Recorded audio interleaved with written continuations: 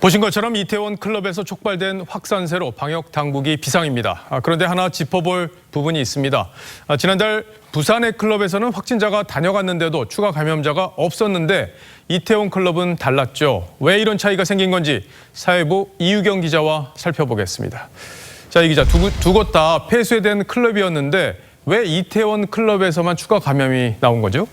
네, 확진자가 어떤 상태로 클럽을 방문을 했는지가 결정적 차이였습니다. 용인의 66번 확진자는 클럽에 다녀온 당일인 지난 2일부터 의심 증상이 있었습니다.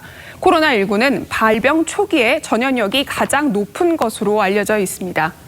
바이러스 PCR 검사를 해보면 바이러스의 분비량이 상당히 높은 걸로, 많은 걸로 그렇게 보여지기 때문에 그런 전염력이 높은 시기에 클럽을 방문했기 때문에 반면 대구 10대 확진자가 부산 클럽을 찾았던 당시에는 증상이 없었고 다녀온 이틀 뒤부터 증상이 나타났습니다. 그러니까 결국에는 전염력이 강한 발병 초기에 갔느냐 아니냐 그 차이였다는 건데 그래도 감염자가 마스크를 좀 썼다면은 차이가 이렇게 나지 않지 않았을까 하는 생각도 들어요. 네, 용인 66번 확진자가 클럽에 들어갔을 당시에는 마스크를 찼지만 이후에는 마스크를 차지 않은 것으로 확인이 됐습니다.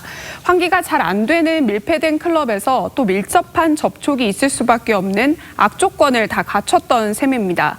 부산 클럽도 지하였기 때문에 환기가 안 된다는 점은 같았지만 당시 CCTV 확인 결과 부산 클럽에서는 종업원들이 다 마스크를 썼고 방문자의 80%가 마스크를 썼던 것으로 조사됐습니다. 그러니까 부산 클럽에 갔을 때는 사회적 거리 두기 지침이 유지되고 있었기 때문에 마스크를 대부분 쓰고 있었다는 거군요. 자, 그런데 이태원 일대 다른 감염자들이 그 당시에 오고 갔다 이런 얘기들이 방역 당국에서 나오고 있더라고요. 네, 그렇습니다. 용인 66번 확진자가 클럽에 다녀간 지난 2일 같은 날 증상이 이미 나타난 환자가 이태원 같은 클럽에 더 있었던 것으로 방역 당국은 파악하고 있습니다. 지난 3일과 4일 그리고 5일에도 이태원 클럽을 다녀간 사람들 중에서 확진자가 나왔습니다. 방역 당국은 생활 속 거리 두기로 전환된 이후에 황금 연휴 기간에 이태원 일대를 다녀간 조용한 전파자가 더 있었을 것으로 보고 있습니다. 단일한 어떤 공통 감염원 또는 초발 환자 한 명에 의한 전파라기보다는 다른 가능성, 즉 이미 어느 정도 산발적인 또는 별도의 연결고리들이 있는 상황일 가능성도 상당히 있다고.